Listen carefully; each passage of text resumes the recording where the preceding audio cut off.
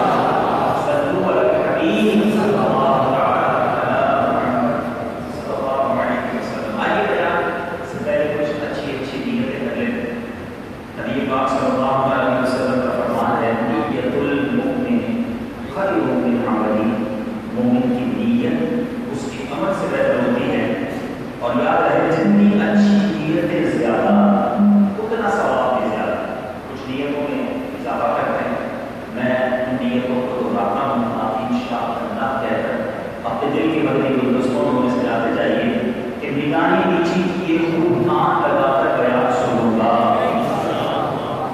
ایک لگا کر بیٹھنے کی بجائے علم دین کی تعظیم کی خاطر جہاں تک ہو سکا روزانہ بیٹھوں گا، جن کے لیے ممکن ہو تو روزانہ بیٹھ جائیں، جس طرح تحیات میں بیٹھتے ہیں، ضرورتاً سمٹ سے رکھ کر دوسروں کے لیے جگہ کشادہ کروں گا، دھکا وغیرہ لگا تو صبر کروں گا، بھولنے چھڑکنے اور الجھنے سے بچوں گا، صلو علی الحبیب اذکروا اللہ توبوا الی اللہ وغیرہ سن کر ثواب کمانے اور صدا لگانے والوں کی دل جوئی کے لیے بلند آواز سے جواب دوں گا، بیان کے بعد خود آگے بڑھ کر سلام و مصافحہ اور انفرادی کوشش کروں گا۔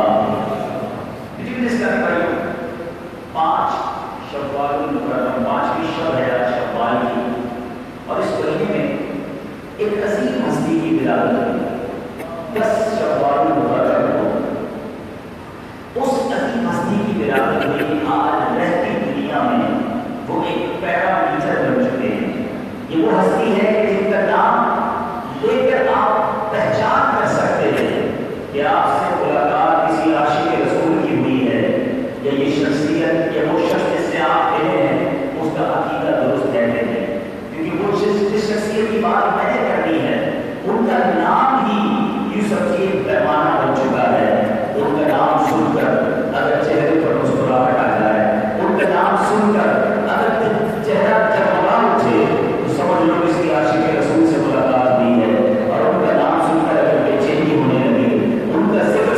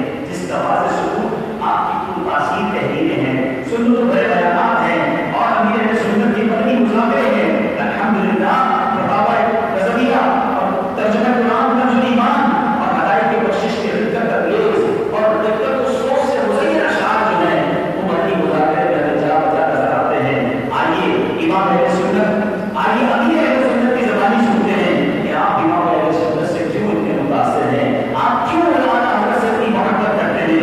چنانچہ شیخ طریقہ اپنے رسالے کتب سیدی کتب مدینہ میں تحریر فرماتے ہیں کہ الحمدللہ عز و جل میں بچپن ہی سے امام اہل سنت کی شخصیت سے متعارف ہو چکا تھا، پھر جو شعور آتا گیا اعلیٰ حضرت کی محبت دل میں گھر کرتی گئی، پھر مجھے آپ کے سلسلے میں داخل ہونے کا شوق پیدا ہوا تو ایک ہی واسطے سے اعلیٰ حضرت کے سلسلے میں داخل ہو گیا، اور وہ واسطہ کون تھے؟ سبحان اللہ، وہ واسطہ تھے خلیفہ اعلیٰ حضرت حضرت سیدی قطب مدینہ مولانا ضیاء الدین مدنی رحمۃ اللہ تعالیٰ علیہ، جن کے ذریعے اعلیٰ حضرت کا دامن ملا۔ سیدی قطب مدینہ خود فرماتے ہیں کہ مجھے نبی پاک علیہ السلام کی سلام خانی سے ہوش واقعی لگا ہو گیا تھا۔ امیر رسول کیا کہتے ہیں کہ اعلیٰ حضرت کی عقیدت دل میں بیٹھ چکی تھی، لہذا آپ کے لکھے ہوئے کلام پڑھنا اور سننا پسند کرتا تھا۔ ایک مرتبہ امیر رسول فرماتے ہیں چھوٹا سا تھا، بھارت کے علاقے بادامی مسجد میں مائک پکڑ کر نعت پڑھنا شروع کی، چمک تجھ سے باتیں ہیں سب پانے والے، میرا دل بھی چمکانے والے، اللہ ولی اس بدنی مدے نے اعلیٰ حضرت کا یہ کلام کو شروع کیا تھا، مگر اللہ نے اس کے دل کو کیسا چمکایا کہ آج ساری دنیا میں دعوت اسلامی چمک رہی ہے۔ امیر سنت کی برکت سے فیضان اعلیٰ حضرت گھر گھر میں پہنچ رہا ہے۔ میرے پیچھے اسلامی بھائیوں میں یہاں یہ بتانا چاہوں، بہت سارے امیر سنت کے مرید بیٹھے ہیں، اطاعت مجھے سن رہے ہیں، یہ مجھے اور آپ کو پتا ہونا چاہیے کہ ہمارے جو دادا پیر ہیں امیر اہل سنت کے جو پیر صاحب ہیں ان کا نام کیا ہے؟ مولانا ضیاء الدین مدنی رحمۃ اللہ علیہ۔ آپ قطب مدینہ میں کہلاتے ہیں، اور پتہ ہے آپ کا گھر کہاں تھا؟ سیدی قطب مدینہ کا جو گھر تھا بالکل مسجد نبوی شریف کا جو دروازہ ہے باب المجیدی، اب تو وہ ایکسٹینڈ ہو گئی، مسجد بڑی ہو گئی، اس زمانے میں جو باب المجیدی تھا اس کے بالکل باہر آپ کا گھر تھا۔ اور آپ کو جان کر خوشی ہوگی کہ آج جو مسجد نبوی موجود ہے سیدی قطب مدینہ کا گھر اس مسجد نبوی کے اندر ہی داخل ہو چکا ہے۔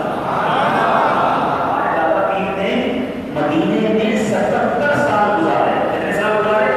77 ایئرز مدینے میں گزارے، اور مدینہ منورہ ہی میں انتقال فرمایا، اور آج جنت البقیع میں موجود ہے، آپ کا مزار جنت البقیع میں موجود ہے۔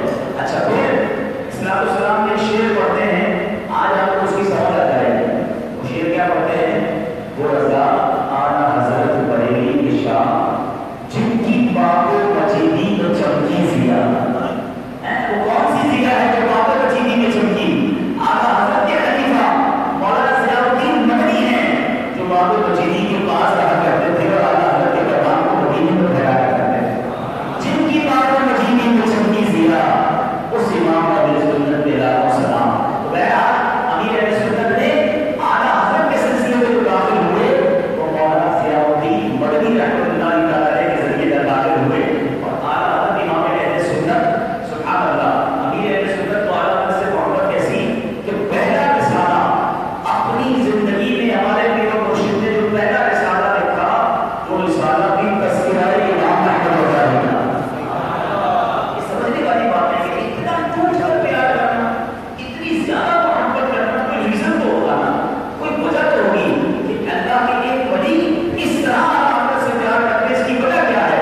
اور میرے پیچھے اسلامی بھائیوں امیر اہل سنت خود فرماتے ہیں کہ اعلیٰ حضرت جو ہے وہ رسول خدا عز و جل صلی اللہ علیہ وسلم تک پہنچنے کا بہترین ذریعہ ہے، اور اس طرح سے وابستہ ہونے والا کبھی محروم نہیں رہتا، بلکہ اسے صحیح معنوں میں نبی پاک علیہ السلام کی پہچان نصیب ہو جاتی ہے، اور جس خوش نصیب کو نبی پاک علیہ السلام کی پہچان نصیب ہو جائے یقیناً وہی جو ہے مقدر کا سکندر ہے۔ میرے پیچھے اسلامی بھائیوں آپ ذرا اعلیٰ حضرت کے بارے میں بھی سنتے جائیے کہ وہ ایسی ہستی ہے کہ اسے اتنا پیار کیا جائے۔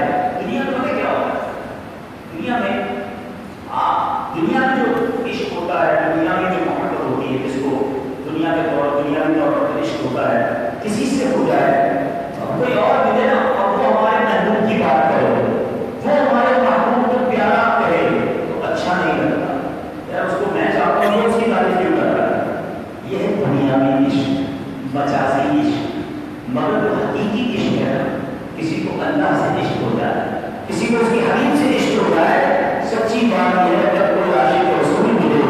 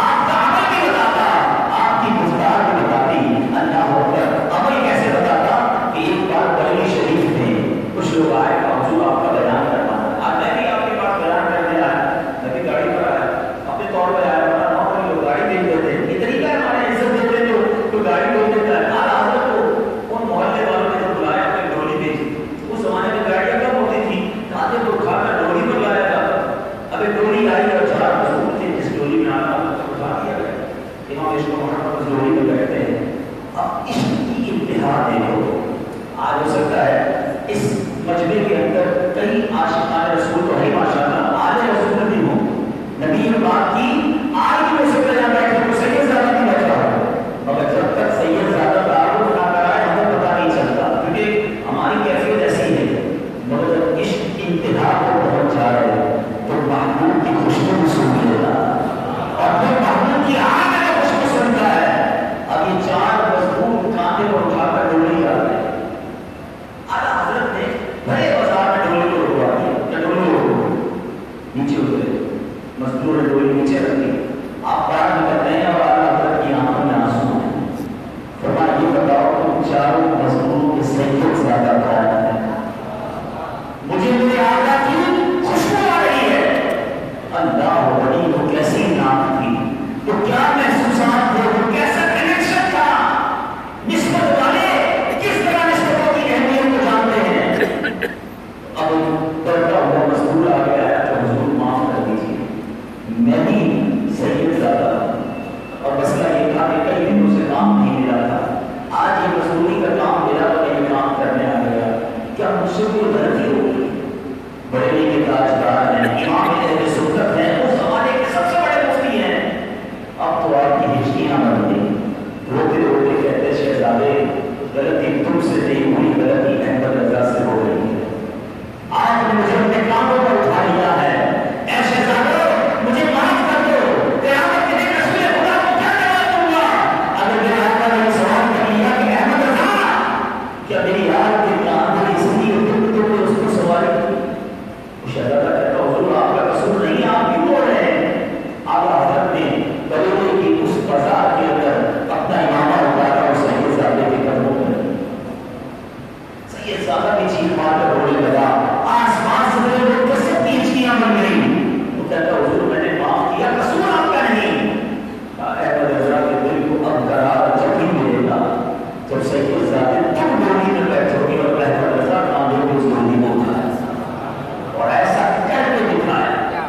نعرہ تو میں بھی لگاتا ہوں، آپ بھی لگاتے ہیں، غلامی رسول میں موت بھی قبول ہے. ارے نبی پاک کی ذات پر سب کچھ قربان کیسے کیا بڑے کے تاجدار نے، کئی آنکھوں نے اپنی آنکھوں سے دیکھا، کئی لوگوں نے. اعلیٰ حضرت نے اس مزدور شہزادے کو سید زادے کو ڈولی میں بٹھایا، کاندھے پر اٹھایا اور بریلی کے بازار میں چلتے جا رہے ہیں. اے میرے پیچھے اسلامی بھائیوں، یہ ہوتا ہے عشق رسول، یہ ہوتا ہے برات رسول ہونا، نبی پاک پر اپنا سب کچھ قربان کرنا. اور آل رسول کی اہمیت کیا ہے اعلیٰ حضرت نے اپنے اشعار کے ذریعے بھی سمجھا دیا. یا رسول اللہ تیری نسل پاک میں ہے بچہ بچہ نور کا. آقا تیری نسل پاک میں ہے بچہ بچہ نور کا. تو ہے عین نور تیرا سب گھرانا. نبی پاک کی ذات کو نور نہیں مانتے. اعلیٰ حضرت فرماتے کہ نبی پاک کا بھی آپ کا بچہ بچہ نور کا ہے. بلکہ اس بات کو کیسے خوبصورت انداز سے سمجھا دیا. فرماتے ہیں پیارے آقا کو تو چھوڑو، نبی پاک کی جو شہزادیاں ہیں وہ جس کے نکاح میں آ جائے وہ بولنے والا بن جاتا ہے. اے نور کی سرکار سے پایا خوشحالہ نور کا. حضرت عثمان غنی کو کیا کہا جاتا ہے؟ ذو نورین، دو نور والا. ارے کیوں کہا جاتا ہے؟ نبی پاک کی یکے بعد دیگرے دو شہزادیاں ان کے نکاح میں آئی.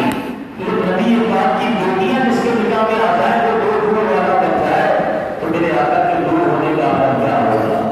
نور کی سرکار سے پایا خوشحالہ نور کا. وہ مبارک تم کو ذوالنورین جوڑا نور کا.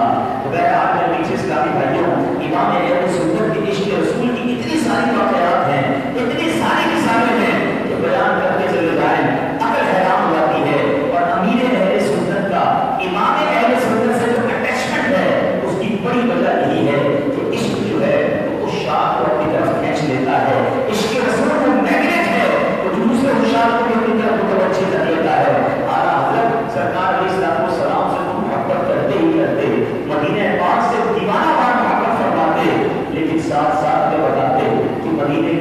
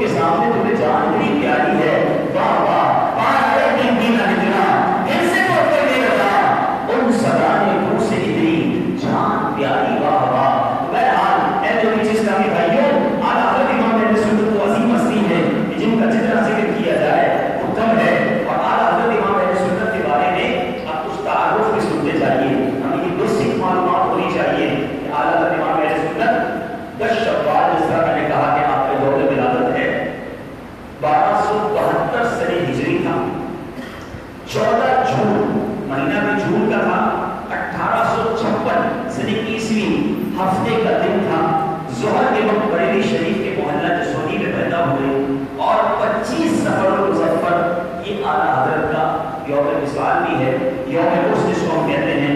آپ خاندانی لحاظ سے پٹھان تھے، مسلک کے اعتبار سے حنفی، طریقت میں قاضی تھے۔ آپ کے والد ماجد استاد العلماء مولانا مکی علی خان علیہ رحمۃ الرحمان اور دادا جان مولانا رضا علی خان علیہ رحمۃ الرحمان ہیں۔ اعلیٰ حضرت کا پیدائشی نام محمد ہے۔ آپ کی والدہ ماجدہ محبت میں آپ کو امن میاں فرمایا کرتی، والد ماجد دوسرے رشتہ دار احمد میاں کے نام سے پکارتے تھے، اور آپ کے دادا جان نے آپ کا نام احمد رضا رکھا اور آپ کا تاریخی نام المختار ہے۔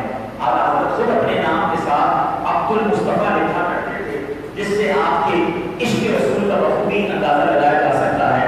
اور ایک شعر میں بڑی پیاری بات بھی لکھتے ہیں نا، خوف نہ رکھ رضا ذرا تو ہے عبد مصطفیٰ۔ ایسے یہاں تھوڑی سی کنفیوژن بھی دور کر دوں، میرا نام تو عبد الحمید ہے، تو کچھ لوگ یہ کہتے ہیں یار اب جو ہے وہ اللہ کا ہی ہوتا ہے، بندہ تو اللہ کا ہوتا ہے۔ اصل میں عربی جو ہے نا اس کے ایک لفظ کے کئی معنی ہوتے ہیں، ٹھیک ہے؟ تو اب بمانا بندہ بھی ہے، اب بمانا غلام بھی ہے۔ یہاں مراد مصطفیٰ کا غلام۔ اچھا بندہ ویسے نہیں ہوتا ہے، اگر آپ کا بندہ بدل نہیں آیا، آپ نے بدل بندہ نہیں بھیجا تو یہاں پر کوئی اعتراض نہیں کرتا۔ تو یہاں بندے سے مراد بندگی کرنے والا بندہ نہیں، کام کرنے والا، ٹھیک ہے نا، نوکری کرنے والا۔ یہاں جب بھی سرکار کے ساتھ سلام کے ساتھ لفظ عبد، ان کے نام کے ساتھ عبد الحبیب، عبد المصطفیٰ، اس طرح کے نام لگائے جائیں گے، اس سے مراد کیا ہوگا؟ غلام مصطفیٰ۔ اور اگر کہتے ہیں خوف نہ رکھ رضا ذرا تو ہے عبد مصطفیٰ، تیرے لیے امان ہے، تیرے لیے امان ہے، کیونکہ نبی پاک کا غلام ہو گیا، اس کے لیے تو امان ہوگی نا۔ اعلیٰ حضرت کے برادر لکھتے ہیں نا، کیا خوبصورت بات لکھتے ہیں، فرماتے ہیں غلام ان کی عنایت سے چین میں ہوں گے۔ قیامت کے دن کیا ہوگا؟ تو نبی پاک کے غلام ہوں گے، چین میں ہوں گے۔ عدو کہتے ہیں دشمن کو، عدو حضور کا آفت میں مبتلا ہوگا، میں ان کے در کا بھکاری ہوں فضل مولا سے، حسن فقیر کا جنت میں مسترا ہوگا۔ غلامی سچی میں ہوئی نا پھر خیر ہی خیر۔ اصل پرابلم پتہ کیا ہے؟ ہم ٹریک پہ صحیح ہیں، اللہ کی رحمت سے ہمیں راستہ صحیح مل گیا ہے، مگر اس راستے کو صحیح پکڑ نہیں رہے۔ میں کو کہتا کہ اہدنا الصراط المستقیم، ہمیں سیدھے راستے چلا، سیدھا راستہ تو الحمدللہ دیکھ لیا ہے، اب چلنے میں پرابلم ہے۔ غلامی رسول جو ہے وہ پکی مل جائے تو پھر تو خیر ہی خیر ہے نا، کہ سرکار کے ساتھ وہ سلام کی جنت ہے، اللہ کی عطا سے وہ مانے کی جنت ہے، تو پھر غلام تو جنت میں جائیں گے نا۔ اعلیٰ حضرت تو لکھتے ہیں کہ ہم رسول اللہ کے جنت رسول اللہ کی، ہمیں تو خیر ہی خیر ہے، لیکن پرابلم یہ ہے کہ بس رسول اللہ کے پکے بن جائیں، غلام سچے بن جائیں، زبانی نعرے نہیں ہونے چاہیے، زبانی نعروں کے ساتھ ساتھ پریکٹیکلی بھی پیارے آقا کی سنتوں پر عمل ہونا چاہیے۔ اب اس کو ایگزامپل کے طور پہ سمجھیں، مثال کے طور پہ آپ کہیں گے یار یہ کیسی بات کر رہے ہیں، تو بارگی بھی بناتے ہیں، ہم تو جھنڈے بھی لگاتے ہیں، نعرے بھی لگاتے ہیں، لائٹنگ بھی کرتے ہیں، خوب محفلوں میں جاتے ہیں، بہت اچھی بات ہے، یہ سارے کام بہت اچھے ہیں، لیکن مثال کے طور پر ایک بیٹا کہے کہ میں اپنے والد صاحب سے بڑی محبت کرتا ہوں، بہت پیار کرتا ہوں، اور آپ اس کے والد صاحب سے ملیں گے یار آپ کا بیٹا تو بہت اچھا، جب ملتا ہے آپ کی باتیں کرتا ہے اور یہی کہتا ہے میں اپنے والد سے بڑی محبت کرتا ہوں، اور آپ کی وہ ایک بات بھی نہ مانتا ہوں، تو پھر آپ کیا کہیں گے؟ ساری باتیں کرتا ہے، باقی جب میں کچھ کہتا ہوں مانتا تو رہنے کے جھوٹ ہوتا ہے۔ تو اب بتائیے والد کی بات سچی ہے، بیٹے کی بات سچی؟ خالی کہنے سے تو نہیں ہوگا نا۔ اب سارے کہتے ہیں نبی پاک پر جان بھی قربان ہے، سرکار پر سب کچھ قربان ہے، لیکن نبی پاک فرمائے نماز پڑھو میری آنکھوں کی ٹھنڈک ہے، نماز کے بعد بندہ غائب ہے، پھر کیا پیارے آقا کا دیوانہ؟ یہ کیسا دیوانہ ہے؟ یہ کیسا سرکار کے ساتھ مسلمان سے عشق کا دعویٰ کرنے والا ہے کہ نمازیں کیسا کر رہا ہے؟ پیارے آقا فرمائے داڑھی بناؤ اور میرے دشمنوں جیسا چہرہ نہ بناؤ، چہرہ ان کے دشمنوں جیسا بندہ کہ میں نبی پاک کا سچا غلام ہوں، یہ کیسی غلامی؟ عشق جو ہے وہ اعمال سے جھلکنا چاہیے، عشق جو ہے وہ کردار سے جھلکنا چاہیے۔ کہ سرکار کا عاشق بھی گالیاں دے گا، جب نبی پاک کا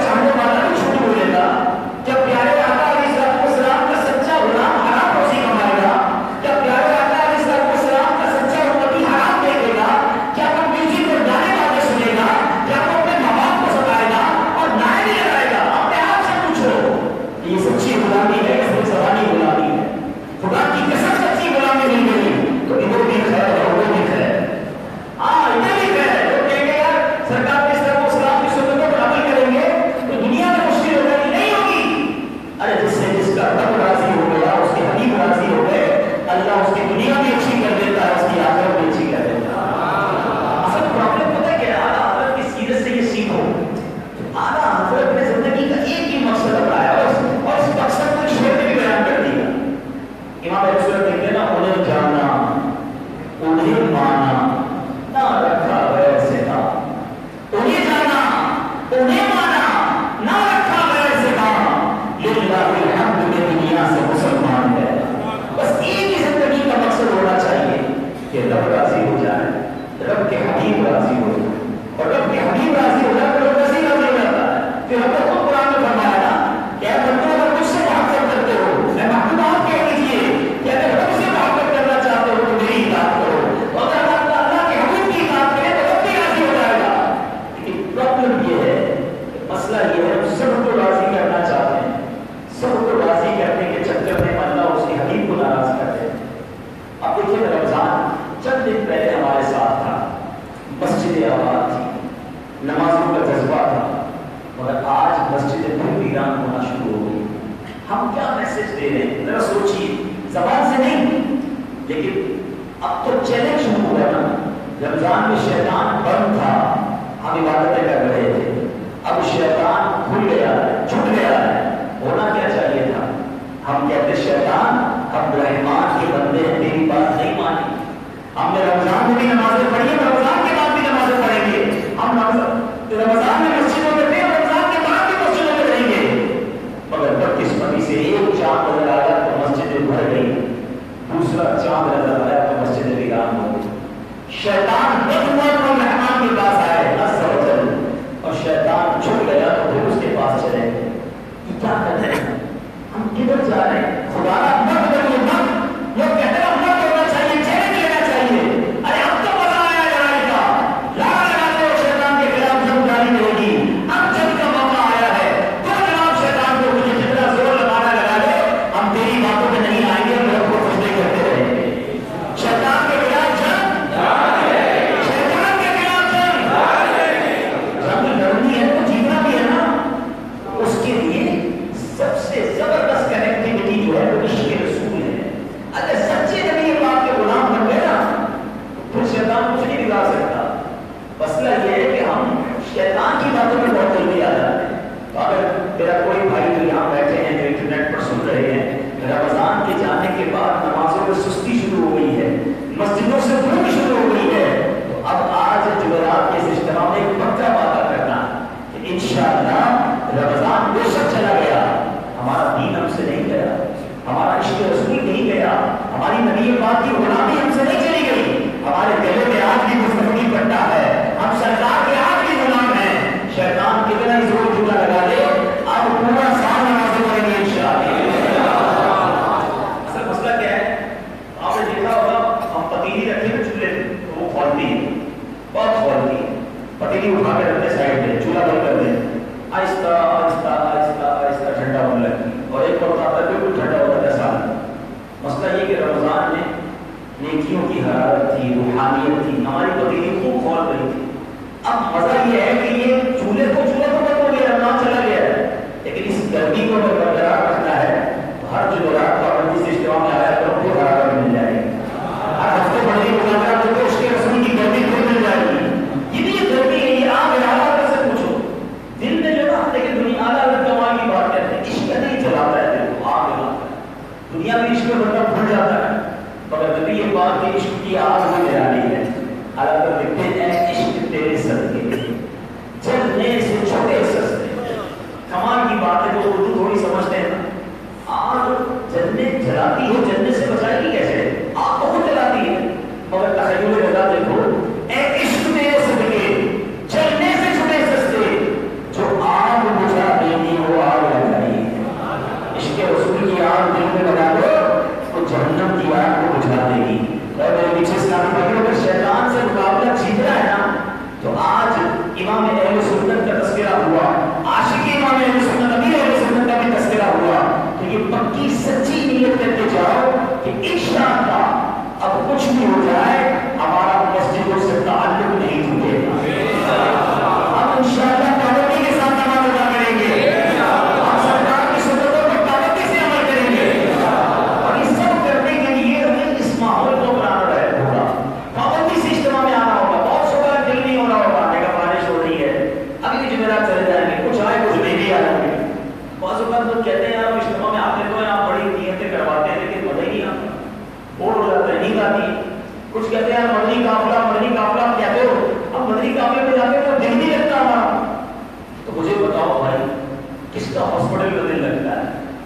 کسی مریض کو کھانا اچھا لگتا ہے, مریض کہتا ہے میں نہیں کھانا, لو کر کے کھاؤ, پہلے کڑوا لگے پھر بھی کھاؤ, آہستہ آہستہ منہ ٹھیک ہو جائے گا, کھانا بھی اچھا لگے گا. مسئلہ یہ ہے کہ ہم ہیں گناہوں کے مریض, ہمیں اجتماع اچھا نہیں لگتا, ہمیں نماز کا دل نہیں لگتا, ہمیں اللہ رسول کی باتیں بور لگتی ہیں. جس دن آپ نے اپنے آپ کو مریض سمجھ لیا نا کہ میں گناہوں کا مریض ہوں, مجھے علاج کرنا ہے, تو ہفتہ وار اجتماع میں علاج کی نیت سے آیا کرو, مدنی مذاکروں میں علاج کی نیت سے جایا کرو, مدنی قافلوں میں علاج کی نیت سے جاؤ. ایک بار, دو بار, تین بار, چار بار مرض نکلے گا, پھر روحانیت آنا شروع ہو جائے گی. پھر اجتماع میں آنسو بھی بہیں گے, سجدوں کی لذت بھی آئے گی, تلاوت کو دل بھی لگے گا, پھر انشاءاللہ مرتبے بھی بڑے ہوں گے. مسئلہ یہ ہے کہ ابھی ہم بیماری کے اسٹیج میں ہیں, ہمیں زبردستی اپنے اوپر کر کے آنا ہوگا کیونکہ اوپر سے شیطان کھینچ رہا ہے, وہ گناہوں کی طرف لے جانا چاہتا ہے. آپ کو اندازہ ہے اس وقت شیطان کتنا غصے میں ہوگا, ایسا بگڑا ہوا ہوگا کیونکہ اس کو پتہ ہے پورا مہینہ انہوں نے عبادت کی ہے, اللہ کو راضی کیا ہے, لوگوں کی دعائیں مانگی ہیں, توبہ کی ہے. اگر آپ جلدی جلدی ان کو گناہوں میں نہ ڈالا تو اللہ کی بارگاہ میں مقبول بندے بن جائیں گے. اب سوچ لو ہمارا دشمن یہ چاہتا ہے, ہو سکتا ہے ابھی کہیں بیٹھا ہوں اپنے چہروں کو لے کر کرنے کو ان کو بیان جتنا کرنا ہے, باہر نکلے گا تو میں نہیں پڑھنا ہے, تو نہیں آئیں گے اس بار اس کی بات ہوگا, بتا دیں اس کو انشاءاللہ. اب ہم ہیں, ہماری دعوت اسلامی ہے, ہم پہلے سے زیادہ شکر ادا کریں گے انشاءاللہ. پیچھے اسلامی بھائیوں, بس اب آپ کو ہمت یہ کرنی ہے. ایک اور پیغام یہ دینا چاہوں گا کہ کئی اسلامی بھائی ایسے ہیں جو آج بھی نہیں آئے, جو ہمارے ساتھ اعتکاف میں بھی ہوں گے, ہمارے ساتھ ایسے بھی ہوں گے جو بڑی راتوں میں آتے رہے مگر اب نہیں آ رہے, نمازیں نہیں پڑھ رہے. انہیں بھی نہ چھوڑیں, آپ نیکی کی دعوت میں ان تک جائیں, انہیں بھی لے کر ساتھ آئیں. ابھی پچھلے دنوں کی بات ہے, مجھے اسلامی بھائی ملے اور کہتے ہیں کہ میں رمضان میں تو نماز پڑھتا ہوں لیکن جیسے رمضان ختم ہو جاتا ہے پھر میں نماز چھٹی ہو جاتی ہے, نماز چھوٹنے لگ جاتی ہے. مجھے اس کا حل پتا ہے. میں نے ان کو کہا کہ مسئلہ پتہ کیا ہے, رمضان میں آپ اس لیے نمازیں پڑھ رہے ہیں کہ آپ کے آس پاس جتنے لوگ ہیں سارے نماز پڑھ رہے ہیں. رمضان کے بعد آپ ایسے لوگوں میں بیٹھتے جو بے نمازی ہوتے ہیں, آپ کا نماز کا جی نہیں چاہتا. آپ رمضان کے بعد بھی نمازی دوست بنا لیں, رمضان کے بعد بھی ایسے ماحول میں رہیں جو آپ کی دعوت کی طرف بلائے, پھر آپ انشاءاللہ نمازی بن جائیں. بالکل ہمیں یہ کرنا ہوگا. اگر آپ چاہتے ہیں کہ میں نیک بن جاؤں, کہتے ہیں خربوزے کو دیکھ کر خربوزہ رنگ پکڑتا ہے, ہم نے خربوزے دوسرا والا رکھا ہوا, ٹھیکا والا, کڑوا والا, پھر ہمارا رنگ بھی ویسے ہو جاتا ہے. تو اگر پیچھے پیچھے اسلامی بھائیوں کے ساتھ رہو گے تو خود ہی پیچھے ہو جاؤ گے. تو یہ کرنا پڑے گا اگر نیک بننا. اب مسئلہ پتہ کیا ہے, بہت سارے اسلامی بچے کہتے ہیں یار دعا کرے میں نیک بن جاؤں, دعا کرے میں نیک بن جاؤں. ان کو میں مثال کے ذریعے سمجھاتا ہوں. ہم کسی مسجد میں نماز پڑھتے ہوں, ایک بچہ روز ملے اور سارے نمازیوں کو کہے دعا کرے میں میٹرک پر پاس ہو جاؤں. دوسرے دن ملے پھر کہ دعا کرے میٹرک پر پاس ہو جاؤں. تیسرے دن امام صاحب کو پرچی لکھ کے دے, امام صاحب دعا کر دیں میٹرک پر پاس ہو جاؤں. چوتھے دن ایک بندہ پکڑ لے, اس کو کہے بیٹا کون سے اسکول میں پڑھتے ہو؟ تو بچہ کہے میں تو اسکول جاتے ہی نہیں. آپ کیا کہیں گے کہ کمال آدمی, مذاق کر رہے تھے روز اگر کہتے ہیں میٹرک پر پاس ہو جاؤں, اسکول نہیں جاتے, عجیب سا لگے گا نا آپ کو. اب آپ سارے کہتے ہیں نیک بن جاؤں, نیک بننے کے لیے کیا کیا ہے؟ صرف وہی طرح نہیں بس. تو یہ وہی والا کام ہوگا کہ اسکول نہیں جانا, میٹرک پاس کرنا ہے. تو بھائی اللہ کے بندے, اگر واقعی نیک بننا ہے, اگر واقعی سچا عاشق رسول بننا ہے تو کچھ تو کرو نا. کوئی دو گناہ چھوڑو, کوئی صحبت چھوڑو, کوئی نیک لوگوں کی صحبت اپناؤ, دعوت اسلامی کے مدنی ماحول میں آنا جانا شروع کر دو, پھر دعا کرو کہ یا اللہ مجھے بھی نیک بنا دے, مجھے بھی کلاس کا پیکر بنا دے, مجھے بھی عاشق رسول بنا دے. پھر بات ہے نا, قدم ایک بڑھاؤ, ایک قدم بڑھائیں گے اللہ کی رحمت 10 قدم بڑھ کر آ گیا. لیکن اب قدم بڑھانے کے تیار نہیں ہے. میری گانوں بازوں کی عادت بھی رہے گی, میں فلمیں ڈرامے بھی دیکھتا رہوں, میں نمازیں بھی چھوڑتا رہوں, میں کسی اجتماع میں بھی نہ آؤں, میں مسجد میں بھی نہ آؤں, بس آپ دعا کریں میں نیک بن جاؤں. اللہ کے بندوں, اگر آپ کو واقعی نیک بننا ہے, اسٹیپ فارورڈ کریں, اپنی کچھ عادتوں کو ختم کریں اور بالخصوص صحبت کو تبدیل کریں. شرابیوں کے ساتھ رہ کر کوئی نمازی نہیں بن سکتا. اللہ کے نافرمان بندوں کے ساتھ رہ کر کوئی نیک کیسے بنے گا؟ ارے میں برا ہوں, اچھوں کے ساتھ بیٹھنا تو شروع کر دوں. پنجابی شاعر کہتا ہے نا, بھلے بھلے کی صحبت یاروں دان دارا سودا بھاگے لئیے نہ لئیے بلے آن ہزارا. وہ کہتا ہے اچھے بندے کی صحبت ایسی ہے جیسے عطر فروش کی دکان. کبھی کہتے ہیں عطر والے کے پاس اجتماع کے بعد بھی شاید میں بیٹھا ہو جائیں تو ویسے بھی عطر لگا دیتے ہیں, بندہ سنتا گھر جا کے بھی خوشبو آ رہی ہوگی, بولا یار یہ اچھا ہے. یہ بڑے بندے کی صحبت ہوتی ہے. اچھے آدمی کی صحبت میں رہو گے تو وہ ایسے ایسے عطر کی دکان ہے, عطر کی خوشبو پیسے دے نہ دے خوشبو آتی رہتی ہے. اب وہ شاید کہتا ہے برے بندے کی صحبت یاد جنہیں دکان لمانا کپڑے پانے کچھ پہیے چنگا پہن ہزارا. کہتا ہے برے بندے کی صحبت ایسی ہے جیسے لوہار کی دکان کہ کپڑے بچا بچا کے رکھو پھر بھی چنگاریاں جو ہے سراغ کر دیتی ہیں. ہم بروں کے ساتھ بیٹھ کر کہتے ہیں میں شراب نہیں پیتا, دوست پیتے میں تو ویسے ہی بیٹھتا ہوں, نہیں میں جوا نہیں کھیلتا, وہ کھیلتے تو کیا کریں دوست سے بیٹھنا پڑتا ہے, میں نہیں بیٹھتا میں نہیں کھیلتا, میں گندی باتیں نہیں کرتا, پر عجیب سے دوست ہیں بس کیا کریں بچپن کے دوست ہیں ان کے ساتھ بیٹھتا ہوں, وہ باتیں کرتے ہیں ویسے ہی بیٹھا ہوں. کمال کے لوگ ہیں آپ بھی کہ آپ ان کے ساتھ بیٹھے جن پر رب کی لعنت برس رہے ہیں. ارے ان کے ساتھ کیوں نہیں بیٹھتے جن پر رب کی رحمتیں برستی ہیں, ان پر برسے گی تو ان پر بھی برس جائیں گی, تمہارا بھی بیڑا پار ہو جائے گا.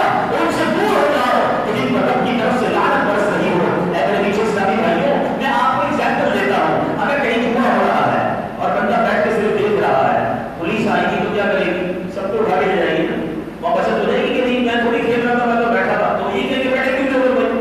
تو اسی طرح برے لوگوں کے ساتھ بیٹھنا اٹھنا بھی نہیں ہے. اچھوں کے ساتھ بیٹھنے کی فضیلت سناؤں آپ کی طبیعت خوش ہو جائے گی. بہت خوبصورت حدیث ہے, حدیث کی بڑی کتاب یہ ہے, حدیث شریف محمد اس کا خلاصہ یہ ہے کہ اللہ عز و جل کے کچھ فرشتے ہیں جو دنیا کی سیر کرتے ہیں, ان کا کام ہی دنیا کی سیر کرنا ہے. جدھر کوئی ایسی محفل دیکھتے ہیں جہاں اللہ کا ذکر ہو رہا ہے اس محفل کو آتے ہیں اپنے پروں سے ڈھانپ لیتے ہیں. اللہ کی رحمت سے امید ہے آج سبحانی مسجد کو بھی فرشتوں نے ڈھانپا ہوا ہوگا. اللہ اس کے رسول کا ذکر ہو رہا ہے نا, کوئی اور کام نہیں کر رہا.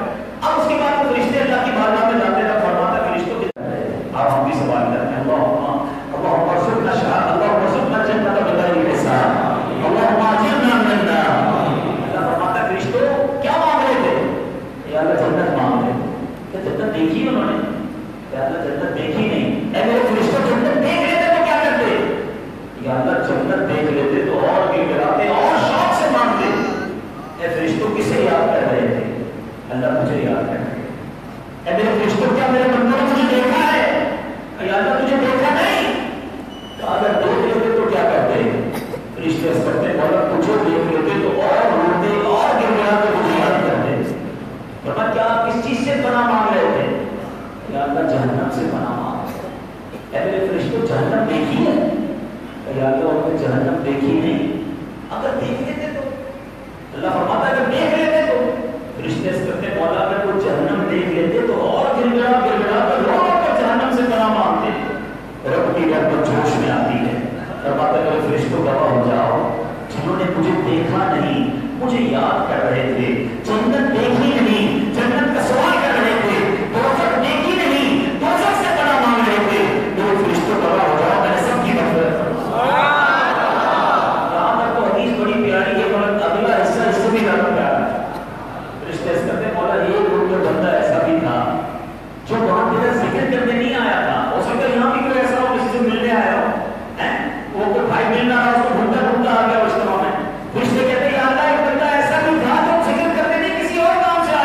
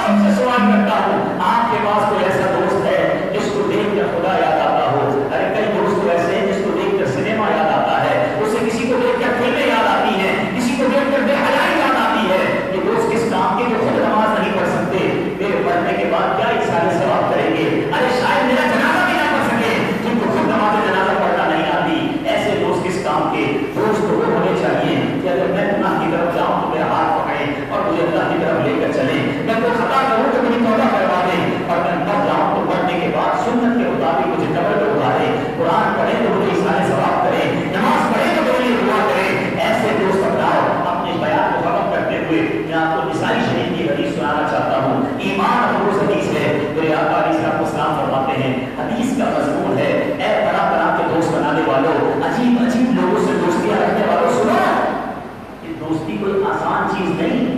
روایت میں یہ بھی فرمایا گیا کہ دوست اپنے دوست کے دین پر ہوتا ہے۔ کئی لوگوں نے بد مذہب دوست بنائے ہوتے ہیں، کفار دوست بنائے ہوتے ہیں، ایسے دوست بنائے ہوتے ہیں جو صحابہ کرام اللہ کے رسول اور اولیاء کرام کے بارے میں الٹی سیدھی باتیں کرتے ہیں۔ ایسا دوست کیوں چاہیے ان کو؟ کہتے ہیں یار بس کوئی بات نہیں، اسکول کا دوست بن گیا تھا، کاروبار صاحب کا اس لیے دوست بن گیا، بس میرا دوست ہی ہے نا، باقی میں اس کے عقیدے پر نہیں ہوں۔ سنو روایتوں کا مفہوم ہے کہ دوست دوست کے دین پر ہوتا ہے۔ قیامت کے دن بندہ اس کا حشر اس کے ساتھ ہوگا جس کے ساتھ وہ دنیا سے دنیا میں محبت کرتا ہو۔ اب بتاؤ کسی بد مذہب بد عقیدہ یہ سرکار کے گستاخ کے ساتھ قیامت کے دن اٹھنا پسند کریں گے؟ ہمیں کیوں چاہیے ایسا کوئی شخص؟ اب سنو تو میں نہیں سنانے جا رہا ہوں، اب یہ بات فرماتے قیامت کے دن حدیث کا مضمون ہے ایک نیک شخص اللہ کی بارگاہ میں کھڑا ہو کر جھگڑا کرے گا، حدیث کے الفاظ اللہ سے جھگڑا کرے گا۔ آقا فرماتے کہ جھگڑا ایسا ہوگا جیسے دنیا میں کوئی کسی اپنے حق کے لیے جھگڑا کرتا ہے، یہ مان والی لڑائی ہوگی، یہ ہوتی ہے نا آنکھیں اونچی کر کے ماں اللہ چیکم اور عجیب عجیب انداز سے لڑتے، یہ نہیں، مان والی عزت والی لڑائی۔ اللہ سے عرض کرے گا یا اللہ تو نے میرے دوست کو جہنم میں ڈال دیا، حالانکہ اس نے میرے ساتھ نمازیں پڑھی، مولا اس نے میرے ساتھ روزے رکھے تھے، یا اللہ میں گواہی دیتا ہوں اس نے میرے ساتھ نیک اعمال کیے اور تو نے اسے جہنم میں ڈال دیا۔ اللہ فرمائے گا جاؤ اپنے دوست کا ہاتھ پکڑ کے اسے جہنم سے نکال کر دے گا۔ وہ نیک شخص جائے گا اپنے دوست کو جہنم سے نکال دے گا اور اسے جنت کے ساتھ لے جائے گا۔ جب میں نے یہ حدیث پڑھی تھی پیچھے سے لرز گیا۔ آپ سے بھی سوال کرتا ہوں، میں اپنے آپ سے بھی سوال کرتا ہوں، کوئی ایک دوست ایسا ہے ہمارا جو قیامت کے دن خدا نہ خواستہ اگر میرے یا آپ کے بارے میں کوئی ایسا اعلان ہو جائے تو اللہ کی بارگاہ میں کھڑا ہو جائے اور کہے کہ مولا میرے دوست نے میرے ساتھ نماز پڑھی، اے اللہ اس نے میرے ساتھ روزے رکھے تھے، میں اس کے ساتھ بدری قافلے میں گیا تھا، اس نے میرے ساتھ اجتماع میں شرکت کی تھی، یہ میرے ساتھ مولا نیک اعمال کیا کرتا تھا۔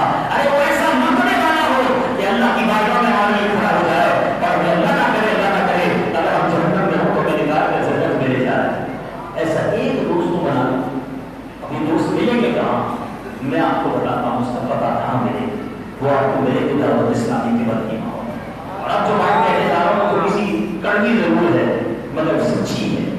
دعوت اسلامی میں بھی ہر کسی کو نہیں، دعوت اسلامی میں بھی تلاش کرو کہ جو مدنی انعامات کا حامل ہو، جو مدنی قافلوں کا مسافر ہو، جس کے پاس سے عشق رسول کی خوشبو آتی ہو، جس کے پاس بیٹھے تو خوف خدا میں آپ کے نم ہو جائے، ہم غلطی کریں تو ہماری اصلاح کرنے والا ہو۔ دعوت اسلامی کے ان مبلغین کو تلاش کر کے ان سے دوستی کر لو، ان کے ساتھ مدنی قافلوں میں سفر کرو، ان کے ساتھ نیک اعمال کر لو۔ کیا معلوم کہ اللہ کے نیک بندے قیامت کے دن ہماری مغفرت کا سبب بن جائیں۔ تو بہرحال میرے پیچھے اسلامی بھائیوں، اعلیٰ حضرت امام اہل سنت کا تذکرہ آخری بار امام اہل سنت نے یہ سمجھو اپنی پوری زندگی کو ایک شعر میں بیان کر دیا، ہمیں سمجھا دیا، ہمیں جھنجھوڑ دیا۔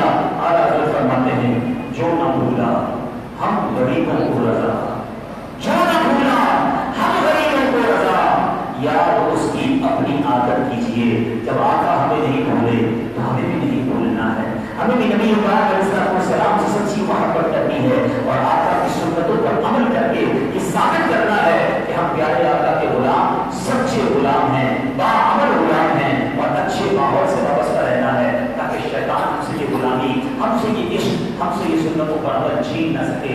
اللہ تعالیٰ مجھے بھی اور آپ کو بھی سچا عاشق رسول بنائے، قربت اعلیٰ حضرت پر رب کریم کروڑوں انوار تجلیات کی بارش برسائے اور اعلیٰ حضرت اور عاشق اعلیٰ حضرت امیر اہل سنت کی برکتیں ہم سب کو عطا فرمائے، آمین۔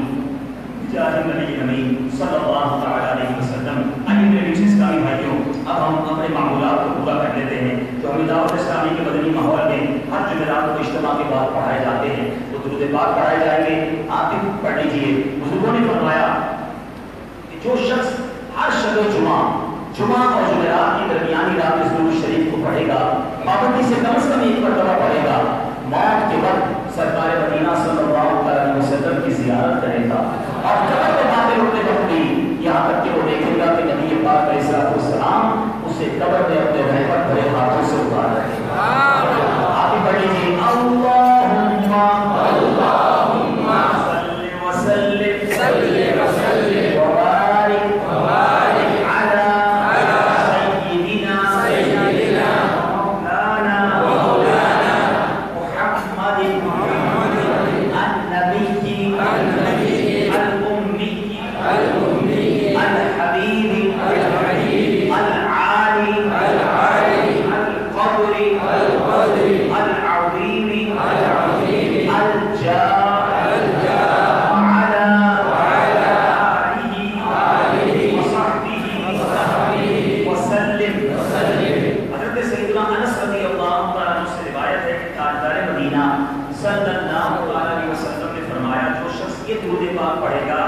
اگر کھڑا تھا تو بیٹھنے سے پہلے اور بیٹھا تھا تو کھڑے ہونے سے پہلے اس کے گناہ معاف کر دیے جائیں گے. آپ پڑھ لیجیے اللہم اللہم صلی علی سیدنا و مولانا محمد وعلی آلہ وسلم. جو یہ درود پاک پڑھتا ہے اس پر رحمت کے 70 دروازے کھول دیے جاتے ہیں.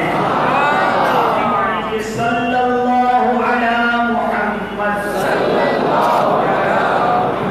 حضرت احمد صاحبی علیہ رحمۃ اللہ الحادی بعض بزرگوں سے نقل کرتے ہیں اس درود شریف کو ایک بار پڑھنے سے 6 لاکھ درود شریف پڑھنے کا ثواب حاصل ہوتا ہے. آپ بھی پڑھ لیجیے اللہم اللہم صلی علی سیدنا محمد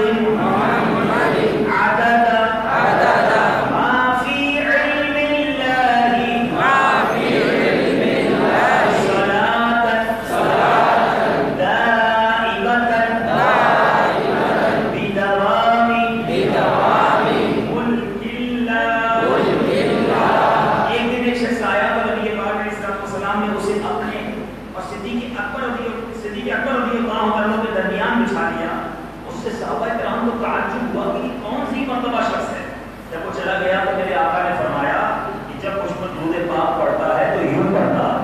آپ بھی پڑھ لیجیے اللہم اللہم صلی علی محمد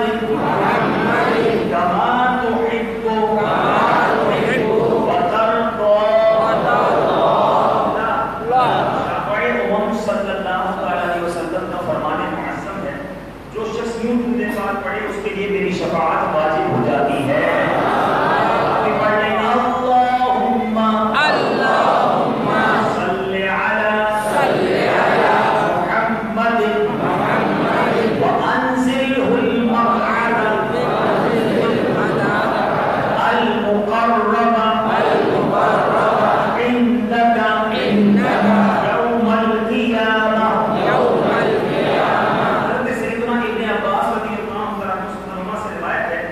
یہ پاک اسلام نے فرمایا اس کو پڑھنے والے کے لیے 70 فرشتے 1000 دن تک نیکیاں لکھتے ہیں. آپ بھی پڑھ لیں جزا اللہ عنا محمد ما ہوا اہلو. فرمان مصطفیٰ صلی اللہ علیہ وسلم جس نے اس دعا کو 3 مرتبہ پڑھا تو گویا اس نے شب قدر حاصل کر لی.